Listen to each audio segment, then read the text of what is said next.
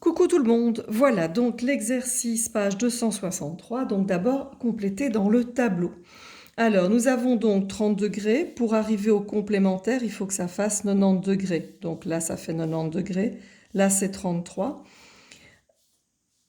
Oui, je continue d'abord. Supplémentaire, il faut que ça fasse 180, donc 150 et 30. Et l'angle opposé par le sommet, il est toujours le même que l'angle de départ. Je vous rappelle, en papillon, donc c'est comme un nœud papillon, les angles opposés par le sommet ont la même amplitude. Ici, on nous donne le 57 degrés, donc on trouve le 33 degrés. Et une fois qu'on a 33, on peut trouver le 147 pour arriver au supplémentaire. Et du coup, 33 degrés, la même chose à gauche et tout à droite. Ici, on nous donne 22 degrés, donc le supplémentaire est de 158 degrés. Par contre, impossible de faire 90 degrés vu qu'on a dépassé le 90 degrés. Et ici, 158 degrés pour la même chose. 50 degrés, alors 50 degrés ici. 40 degrés, pourquoi 40 degrés? Parce qu'on fait 90 moins 50, donc 40. Et pourquoi 130? Parce qu'on fait 180 moins 50. On a su calculer, ici on ne sait pas calculer, c'est x. Eh bien donc ce sera 90 degrés moins x, 180 degrés moins x. Et comme je disais, le premier et le dernier, c'est la même chose, donc on a x. Page suivante. Il fallait compléter que B2 et B3 sont supplémentaires et qu'ils sont également adjacents, que A5 et B3 sont correspondants, que B1 et A5 sont alternes internes, et A2 et B3 alternes externes, B2 et B4 sont opposés par le sommet, et A4 et A2 sont complémentaires et non adjacents. On peut barrer le B et le C. Exercice 3, voir si les données fournies sont suffisantes. On peut trouver A2 qui fait 40 degrés. Pourquoi? Car, justification, soyez bien précis dans la justification, car A1 et A2 sont opposés par le sommet. Je continue à la page suivante et B1, alors combien il fait? Mais il fait aussi 40 degrés. Pourquoi? Parce que B1 et A1 sont alternes, il est en dessous, il est au-dessus, et externes, ils sont à l'extérieur. Vous auriez pu dire, je n'ai pas choisi cette solution-là, mais vous pouviez dire A2 et B1 sont correspondants. Donc, je le mets ici, comme ça vous le voyez, égale 40 degrés, car A1 et B1 sont alternes externes. Mais attention, rappelez-vous que ça ne marche qu'avec deux parallèles. Est-ce qu'on avait deux parallèles? Oui, c'était marqué ici en dessous. Donc je peux dire avec A parallèle à B ou avec deux parallèles. Et on barrait l'exercice 2. Exercice 3 en dessous. Vous avez donc l'angle A2, le grand ici, il fait 168 degrés. Pourquoi? Parce qu'il est à côté du petit angle 12. Donc 180 moins 12 égale 168. Car, justification, A1 et A2 sont des angles supplémentaires. Et B2, ici, cet angle-là, eh bien, il fait la même chose que celui-là. Il fait 12 degrés, car A1 et B2 sont des angles alternes internes. Ils sont bien à l'intérieur des deux parallèles.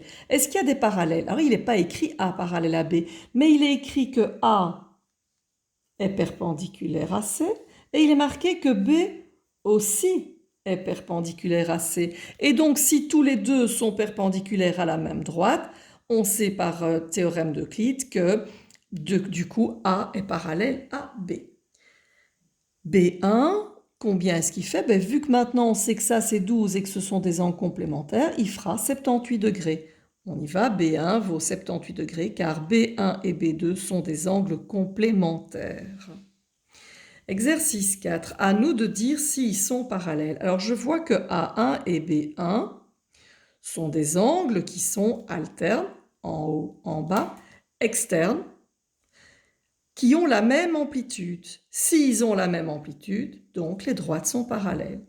Donc A1 et B1 sont des angles alternes externes qui ont la même amplitude et donc A est parallèle à B.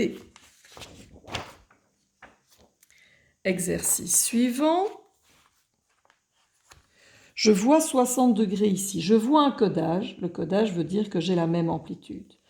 Donc j'ai 60, 60. Mais vu qu'il y a un troisième angle ici et que tous les trois forment un angle plat de 180 degrés, celui-là fera aussi 60 degrés.